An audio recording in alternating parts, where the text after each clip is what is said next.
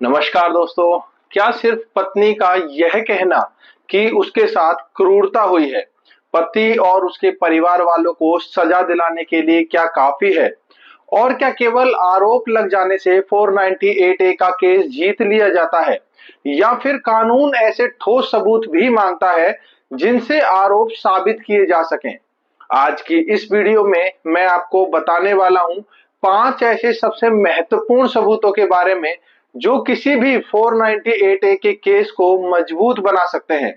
और अगर ये सबूत मौजूद है तो केस काफी मजबूत हो सकता है, लेकिन अगर ये सबूत नहीं है या कमजोर है तो केवल केस पर गंभीर असर डाल सकते हैं। इसीलिए दोस्तों वीडियो को आखिर तक जरूर देखिए, क्योंकि यह जानकारी हर पति पत्नी और उसके परिवार के सभी सदस्यों के लिए बेहद ही महत्वपूर्ण है। अगर आप कानून और अपने अधिकारों से जुड़ी ऐसी ही महत्वपूर्ण जानकारी सबसे पहले पाना चाहते हैं तो दोस्तों अभी हमारे चैनल को सब्सक्राइब कर लीजिए और वीडियो को लाइक करके शेयर जरूर कीजिए। दोस्तों सबसे पहले एक जरूरी बात समझ लीजिए।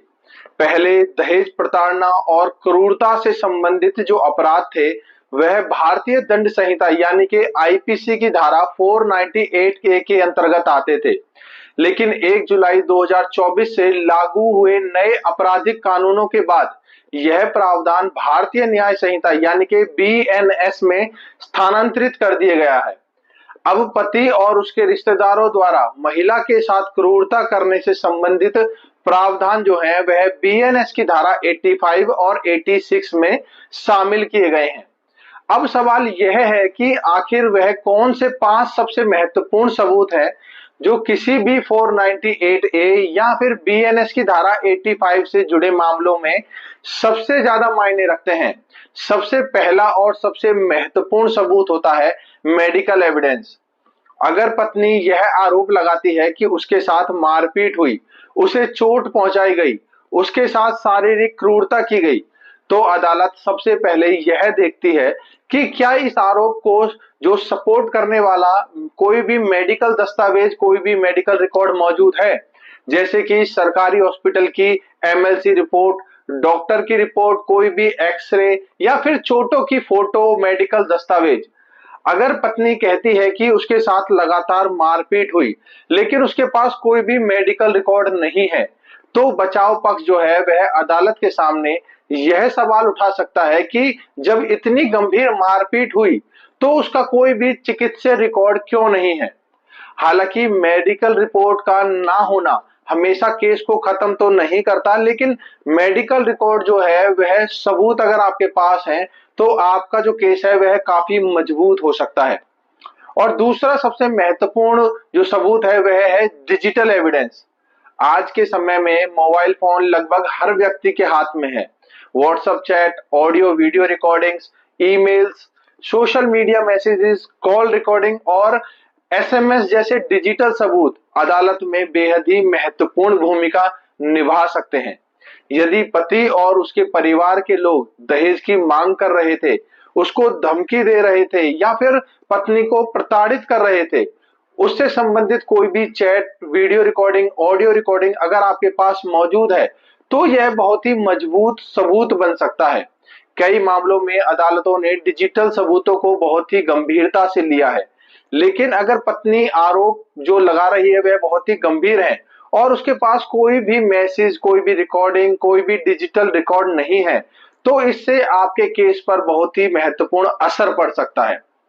और दोस्तों तीसरा महत्वपूर्ण जो सबूत होता है वह होता है स्वतंत्र गवाह यानी कि इंडिपेंडेंट विटनेसेस। अगर पड़ोसी, रिश्तेदार, दोस्त, सहकर्मी या कोई अन्य व्यक्ति प्रताड़ना की घटनाओं का प्रत्यक्ष गवाह है और अदालत में आकर वह इसकी पुष्टि करता है, तो इससे केस को काफी मजबूती मिल सकती है। लेकिन यदि पत्नी केवल अपने और अपने परिवार वालों की गवाही कराती है, कोई भी स्वतंत्र गवाह केस में मौजूद नहीं है, तो अदालत गवाहों की विश्वसनीयता का काफी गहराई से परीक्षण करती है, क्योंकि कई बार स्वतंत्र गवाहों की जो गवाही है वह पूरे केस की दिशा बदल देती है। इसीलिए स्वतंत्र गवाह का होना काफी महत्वपूर्ण होता है। और चौथा सबसे महत्वपूर्ण सबूत दहेज मांगने या फिर लेन देन से जुड़े दस्तावेज और उसका कोई भी रिकॉर्ड। यदि पत्नी का आरोप है कि विवाह के बाद दहेज की मांग रखी गई थी, तो अदालत यह देख सकती है कि क्या कोई भी बैंक रिकॉर्ड, ट्रांजैक्शंस, कोई भी गिफ्ट लिस्ट, ऑडियो रिकॉर्डिंग, कोई मैसेजेस या फिर कोई अन्य महत्वपूर्ण दस्तावेज क्या मौजूद है जो इस मांग की पुष्टि करते हो। केवल सामान्य आरोप और ठोस रिकॉर्ड में काफी अंतर होता है। जितने अधिक दस्तावेजी प्रमाण होते हैं, उतना ही केस मजबूत हो सकता है। वहीं यदि दहेज मांगने का आरोप लगाया गया हो, लेकिन उसके समर्थन में कोई भी रिकॉर्ड, कोई भी एविडेंस ना हो, तो जो बचाव पक्ष है उस बात पर सवाल उठा सकता है। तो दोस्तों, पांचवा और सबसे महत्वपूर्ण सबूत होता है घटनाओं की निरंतरता, यानी कि कंसिस्टेंसी ऑफ एलिगेशंस। अदालत यह भी देखती है कि पत्नी ने पुलिस शिकायत, एफआईआर या फिर मजिस्ट्रेट के समक्ष दिए गए बयान, अदालत में दी गई गवाही और अन्य जो दस्तावेज हैं, उनमें क्या जो भी बात कही गई है वह लगातार एक जैसी है या फिर अलग अलग है।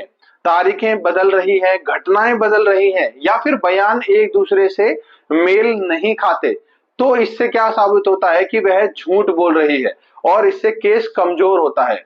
और दूसरी तरफ यदि आरोपों में लगातार निरंतरता है, तो इससे शिकायत की विश्वसनीयता जो है वह बढ़ सकती है।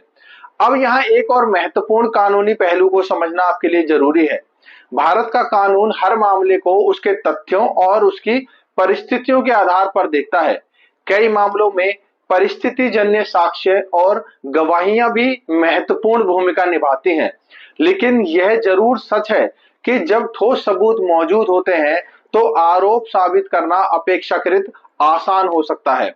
और जब आपके पास जो सबूत है वह कमजोर होते हैं, तो पत्नी के लिए आरोप सिद्ध करना काफी कठिन हो सकता है। तो इसीलिए हमेशा अपने सबूतों को हमेशा ध्यान से देखें और इन सबूतों को इकट्ठा करने की सबसे ज्यादा कोशिश करें, क्योंकि यही वो सबूत हैं जो आपको आपका केस जिताने के में मदद कर सकते हैं।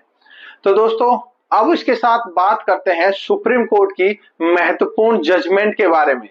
जजमेंट का नाम है Arnesh Kumar versus state of Bihar. इस मामले में सुप्रीम कोर्ट ने कहा था कि 498 के मामलों में पुलिस को बिना सोचे समझे तुरंत गिरफ्तारी नहीं करनी चाहिए और कानून में निर्धारित प्रक्रिया का पालन अवश्य करना चाहिए। इस फैसले का उद्देश्य था कि यह सुनिश्चित करना कि जांच निष्पक्ष हो और किसी भी व्यक्ति की स्वतंत्रता का हनन ना हो। तो यह जजमेंट आपके लिए बहुत ही ज्यादा महत्वपूर्ण है। दोस्तों, इस वीडियो में दी गई जानकारी अगर आपके लिए यूजफुल हो और आपको अच्छी लगी हो, तो दोस्तों वीडियो को लाइक जरूर करें और वीडियो को ज्यादा से ज्यादा उन परिवारों को, उन हस्बैंड और वाइफ को शेयर करें जिनके मैट्रिमोनियल केसेस चल रहे हैं, ताकि उनको भी लीगल अवेयरनेस हो सके और वह अपने जो केसेस हैं उसके अंदर इन सबूतों का इस्तेमाल कर सकें। तो दोस्तों, अगर आपको हमारे द्वारा दी गई जानकारी अच्छी लगी है, तो वीडियो को लाइक करें, चैनल को सब्सक्राइब करना बिल्कुल भी ना भूलें, ताकि हमारे द्वारा डाली गई हर वीडियो का अपडेट आप तक सबसे पहले पहुंचे। क्योंकि हमारे द्वारा जो भी वीडियोस डाली जाती हैं वह कहीं ना कहीं आपकी लाइफ में इम्पैक्ट जरूर डालती हैं। तो दोस्तों, ऐसी ही कानूनी जानकारी जानने के लिए हमारे चैनल को सब्सक्राइब करें, वीडियो को लाइक और शेयर करें। मिलते हैं अगली वीडियो में किसी और नई कानूनी महत्वपूर्ण जानकारी के साथ। Thank you very much.